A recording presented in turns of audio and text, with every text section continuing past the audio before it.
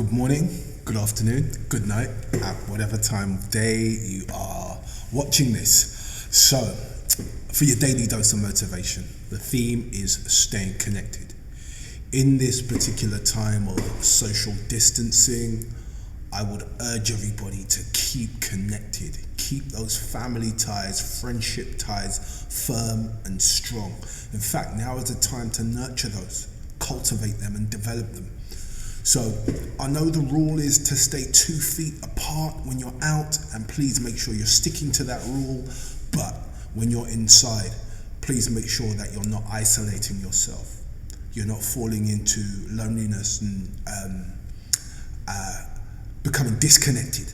So please, it's important that you remain connected. FaceTime, WhatsApp video calls, and perhaps maybe we can even do a YouTube live. If you would like something like that, where we all get together, we do a YouTube live and we stay connected that way, please leave comments in the comment section. And don't forget to subscribe to the channel so you get updates when videos are released.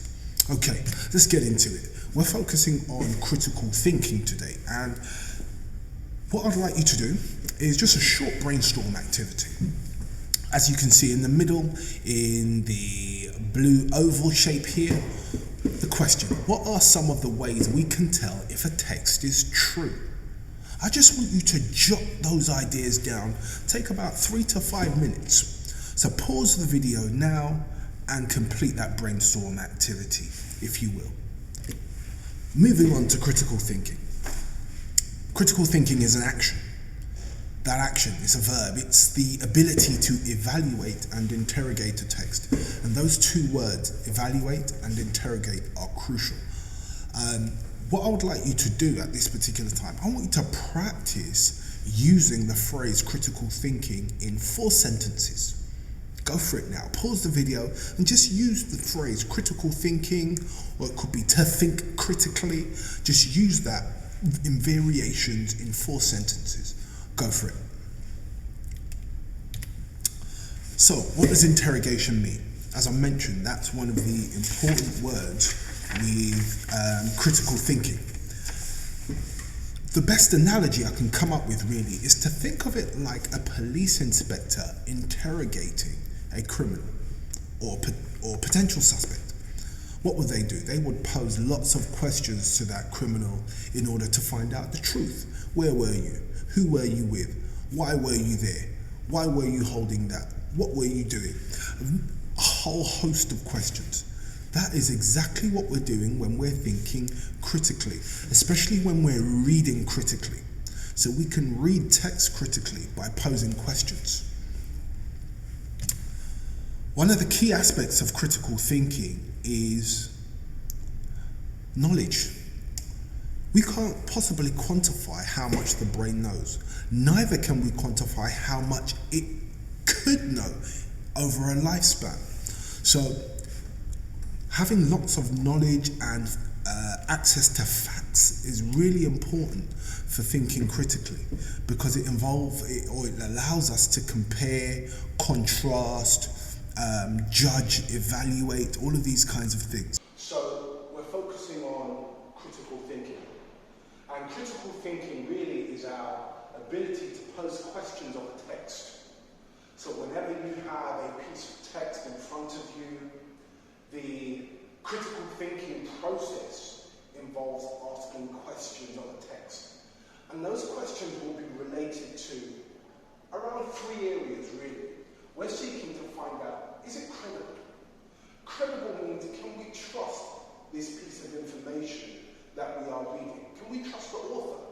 We want to think about, what is its source? Who wrote it? Where did they write it? Under what conditions? All of these things have a bearing on whether the text is credible and trustworthy. We want to consider whether this text is biased. Is it leaning towards a particular opinion, a belief, or a certain dogma, if you like? So what is the bias in a text? If we're reading something political, it might be from somebody who's very left-wing. It might be from somebody who's very right-wing. All of these things will have a bearing on what is written and then how we receive it as the reader. Thirdly, which is perhaps the most important, we want to consider whether this text is true. Is this text full of opinions? Is this text full of unfounded beliefs that are not rooted in evidence, but are mere conjecture or speculation or just opinions? So these three things are really important when we are reading a text critically. Our overall evaluation after weighing up all of the information that we have is perhaps the final part of the critical reading process. So we have our text in front of us, we've read it, we've looked at its facts, we've looked at its opinions, we've considered the author, we've considered the context in which it was written, politically, socially, economically, various contexts. Then once we've got all of this data, if you like, we come to our overall evaluation. And our overall evaluation is basically our view of the text and our final judgment. If you think of the word value in evaluation, when we're trying to find the value of something, we want to know to what extent. So to what extent is it true? To what extent is it credible or biased? And that is how we think critically.